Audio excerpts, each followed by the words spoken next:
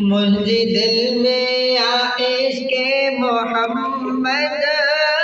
मुझे दिल में आइश के मोहम्मद, मुझे जन्म जो खुद कोई ना है, मुझे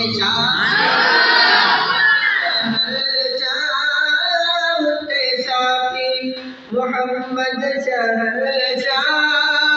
खड़ी आयो शफाअत जो आए,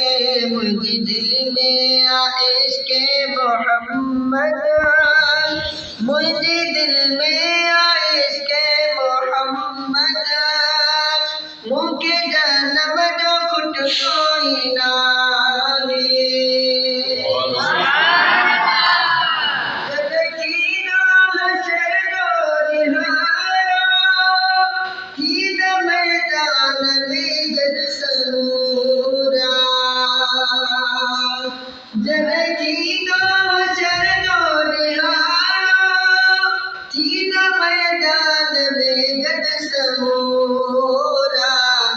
मैदान में पाड़ा का,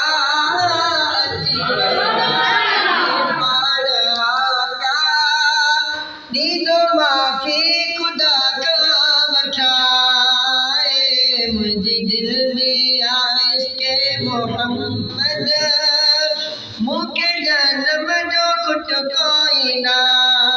है, होते शाफी मोहम्मद शहंशाह खड़ी आयो शफाअत जो आए, नहीं ताकत जहन्नम के जो मोहम्मद जे आशिक के साड़े,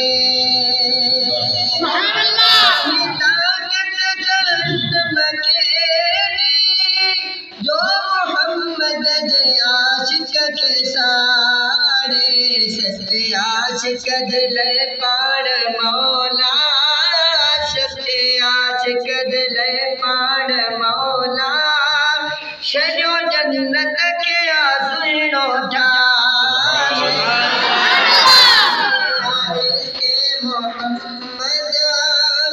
मुझे जन्म जो खुद कोई ना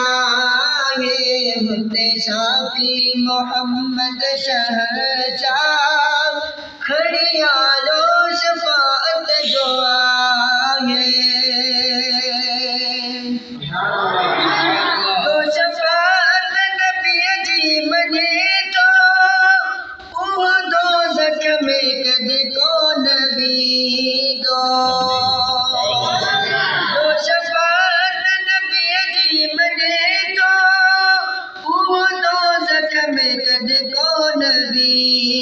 दो सारे जग में हिते पानी मानी, सारे जग में हिते पानी मानी,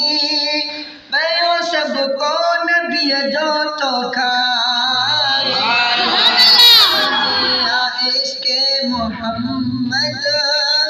मुझे जन्म जो खुद कोई ना है, होते शाफी मोहम्मद शहंशाह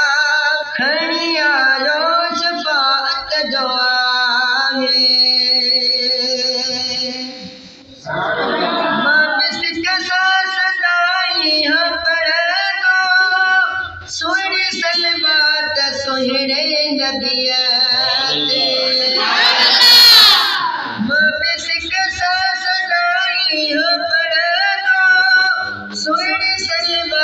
सोहरे नबियाते पढ़े उल्फत मौला तो जहीते, पढ़े उल्फत मौला तो जहीते, मौला मलकन कभी तो पढ़ा, मोहम्मद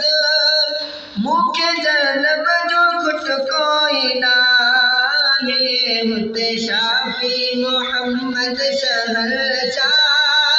खड़ी आयो शफाअत जो आए, तेरी मौजूदा रहमत आयो रब मिलाइण महेसर तेरी मुहिंजो जहान दिल रहमत आयो रब सां मिलाइण महेसर जो खालिक आहे खुद सनागर जो खालिक आहे खुद सनागर शान दी मोली चई ॿुधाए इश्क़े मोहम्मद मुख जनम जो कुट कोई नाहे मुझसे शाफी मोहम्मद शहंशाह मुझसे शाफी मोहम्मद शहंशाह खरिया जो शफाअत जो आहे मुझी दिल में आहे इश्क़े मोहम्मद मुखे जनम जो कुट कोई ना